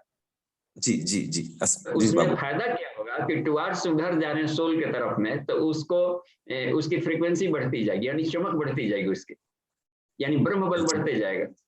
जी जी, नीचे जाएगा तो फिर भारीपन बढ़ेगा, सोने को मन करेगा, थकावट आएगी इधर। उधर ग्रहणशीलता है ना, उसको ग्रहण करते जा रहा है। ऊपर देखते हैं ना, जितना ही दूरी डेस्टिनेशन करीब आता है तो थकावट लगता है कि सफल हो गया, अब यहाँ पहुंच गया, अब तो एक कदम बाकी रह गया, तो उसकी चमक बढ़ते जा रही। जी जी जी, प्रणाम बाबू। ऐसा ही नीचे, हाँ जी, ठीक है, धन्यवाद। आगे देखते हैं। एक और हैंड रेज खोल देखिए। आशा दीदी का हैंड रेज है। जी दीदी, आप अपना प्रश्न रखिए। प्रणाम पिताजी। जी प्रणाम। पिताजी, श्लोक नंबर 10 है, वो फिर से हमें उसको समझा दीजिए, नहीं समझ में आया ठीक से। इसमें है यही कि सर्वत्र वर्तते जागृत, जी हाँ, कि जागृत अवस्था सर्वत्र विद्यमान रहती है। हाँ, स्वप्न अवस्था जागृत में निवास करती है, सुषुप्ति और तुरीयावस्था अन्य दूसरी अवस्थाओं में कहीं भी नहीं पाई जाती है। जी, जब हम लोग सो जाते हैं, बिल्कुल गहरी निद्रा में कोई सो रहा, अपने को हम लोग अनुभव करें कि जब गहरी निद्रा में रहते हैं तो कुछ नहीं पता चलता, अपना बुद्धत्व तो नहीं है कि हम सपना भी नहीं देख रहे हैं, और कुछ भी दिमाग तो समय पता नहीं चलता कि हम क्या हैं, न स्त्री हैं कि पुरुष हैं, कुछ भी कहाँ बुद्धत्व। तो आत्मस्थित जब हो गया है, तो या फिर जाकर के जो यथार्थ ज्ञान में रहता है, यथार्थ ज्ञान को एब्सोल्यूट ट्रूथ कहा जाता है, तो उसमें जब रहेगा तुरीय अवस्था, उस हालत में भी उसको वही दिव्यानंद आएगी। यानी सपना का मतलब होता है कि माया के अधीन में होकर के काम करते रहना, यानी कि कुछ का कुछ जो दिन भर जागते हुए कर रहे थे हर जगह, उसी में जो इच्छाएं पूरी नहीं हुई तो आंख बंद कर लिया है भले, लेकिन उसी का आधा अधूरा कबाड़ी की तरह उधर सोच रहा है, कूद रहा है, जबकि वो बिल्कुल शून्य है, सहज है। तो उस और बिल्कुल ही रेस्ट में चला गया, तो अपने शून्य स्वरूप में चला गया, अकर्तव्य में आ गया। तो इसलिए कह दिया है कि ये उसमें नहीं रहता है, बस बिल्कुल डेडनेस रहेगा, अपनी भुलकड़ी हो जाएगी बिल्कुल, तो काम भी नहीं करेगा, ना सपना देखेगा, ना कुछ करेगा, तो इसका उसमें नहीं होता है सुषुप्ति का। और तुरीयावस्था रहेगा तो भी उसके कर्म करने की उसकी जरूरत नहीं पड़ती। यहाँ पर हर जगह ब्रह्म तत्व को देख लेगा तो बिल्कुल ही शांत और आनंदित अवस्था में रहेगा। तो शांत और आनंद अवस्था को तुरीय कहा जाता है। अथाह शांति, अथाह आनंद के कोई आयाम में कोई साधक है तो वो कहा जाएगा कि तुरीय अवस्था में। तो इसलिए कह दिया कि ये उसमें नहीं दिखता है। जी ठीक ठीक, प्रणाम पिताजी। हाँ जी, धन्यवाद। 3 मिनट है तो कुछ पूछिए। आपके देखिए हम यहाँ पर दिखा दें कि अभी पार्टिसिपेंट्स है कक्षा में गुप्त नवरात्रि काल में देश भर से आए हुए, कुछ दिख पड़ रहा होगा। ये सभी लोग आपको ये नमन कर रहे हैं। गुप्त नवरात्रि काल में सिलेक्टेड बहुत कम ही लोग को स्तरीय साधना होती है, इसलिए तो जो दूरी का क्रम ये है, बाकी जो नौकरी है उसमें सघन का, तो इतने लोगों को स्वीकृति मिली थी तो आप आ गए। जी, तो ये कक्षा है और तो कोई प्रश्न बन सकता है। नितिन जी आपका कोई इसमें? जी बाबू जी। हाँ, जी 2 मिनट बाद हम लोग जाएंगे यज्ञोपैथी का लाभ लेने। जी जी बाबू जी, एक प्रश्न ये बन रहा है कि थर्ड आई एक्टिवेशन में हम काफी कुछ चीज पढ़ते हैं, जानते हैं, तो हमें जो है ये मालूम कैसे लगेगा कि हम जो है थर्ड आई हमारा एक्टिव होने वाला है, या कुछ इसमें वाइब्रेशन फील होता है, या मतलब ऐसा जो है क्या पता, कैसे पता लगता है कि जो है हमारा विवेक जागृत हो रहा है, थर्ड आई जागृत हो रहा है? इसके बारे में थोड़ा बताइए बाबू। देखिए इसमें हम लोग ऐसे इसको फील कर सकते हैं थर्ड आई का, पिनियल ग्लैंड्स का एक्टिवेशन का। तो कि विवेक के नेत्र से देखना, तो इसका मतलब है कि हम ईश्वर निष्काम भाव से जब जब हम लोग करते हैं काम, बिल्कुल मैंने ग्रास रूट पर हम समझे, तो उस समय हमारा थर्ड आई काम करते रहता है ईश्वर का काम समझ करके, क्योंकि उस वो अपने काम के लिए ना हमें उत्पन्न किया है। हमारा यहाँ पर क्या काम है? अपना कुछ भी काम नहीं है, बस वो तो मानव सृष्टम रचना ही किया है मनुष्यों का, वो अपने सहयोगी न आत्मना, अपना सहयोगी बनाने के लिए। तो इस संसार में सब उसी का संसार है, ईशावास्यम इधर सब उसका घर है। तो अपनी क्या सत्ता है? अपना काम मान करके जहां करे, तो इसका मतलब कि हमारा थर्ड आई काम नहीं कर रहे हैं। तो तीसरा नेत्र का मतलब होता है जो थर्ड वन है पर्सन, थर्ड पर्सन, जो इन सबसे जो परे वाला है, न तो प्रकृति है न तो हमारी जीव सत्ता है, जो थर्ड पर्सन है, तो उसके एंगल ऑफ विजन से हम काम कर रहे हैं वो जिस उद्देश्य के लिए। तो ये वहां पर हमारा जब जब हम अनासक्त प्रेम करते हैं तो थर्ड आई काम करता है। बिल्कुल सरल, किसी को हम प्यार करें, खूब करें, लेकिन वो मोहात्मक प्यार ना, बहुत प्रांजल हो और आत्मिक प्यार होता है। बस जैसे गृहस्थ जीवन में विवाह संबंध में आत्मा का संबंध जोड़ा गया कि तुम लोग का या अनासक्त जोड़ा गया, कोई एक दूसरे पर धौंस न जमाएगा कभी, न शारीरिक न मानसिक न किसी तरह का, आत्मिक ही वो सीधे जुड़ाव कर रहा है। तो वो अनकंडीशनल लव, इसको कहते हैं अहेतुकी प्रेम, बस अनासक्त प्रेम इसको कहा जाता है। कुछ प्रतिदान की आशा रही तो वहां पर थर्ड आई काम नहीं कर रहा है उसका। तो ये बहुत बढ़िया और उच्च स्तरीय करेगा। कर्म तो करें, लेकिन अनासक्त जो शब्द जोड़ा, नहीं तो अनासक्ति खत्म तो कर्म हमें डुबा देगा। बस कर्मफल का माँ कर्मफल हेतु वो नहीं बन पाएगा। जो हम लोग उसमें पड़ जाता है ना, उसको भी अपने हाथ में, अपने भी मार्किंग लेने लगते हैं, अपने भी मार्किंग भी देते हैं, अपने भी सब करते हैं, तो अपने हिस्से में सब लूटना चाहते हैं। कहा कि नहीं, तुमको कर्म में सिर्फ राइट है। कहा कि हमको सब राइट दीजिए, नहीं एक राइट देंगे, कर्म का रिजल्ट का हम घोषणा करेंगे, नंबरिंग हम देंगे, बस इतना भर कहना है। तो नंबरिंग में तुम अपने मत चिपक जाओ, नंबरिंग देना अपने से, तुम बेटर करो। अब बेटर पाना है तो बेटर प्लानिंग, बेटर करना और सारी क्षमता झोंकना। तो ईश्वर के काम से जब जब हम करते हैं तो अनासक्त कर्म को ही कहा जाता है थर्ड आई से काम करना। जी जी जी जी बाबू जी, धन्यवाद बाबू जी। जी जी जी, धन्यवाद प्रणाम, बाबू शांति जी। पाठ। ओम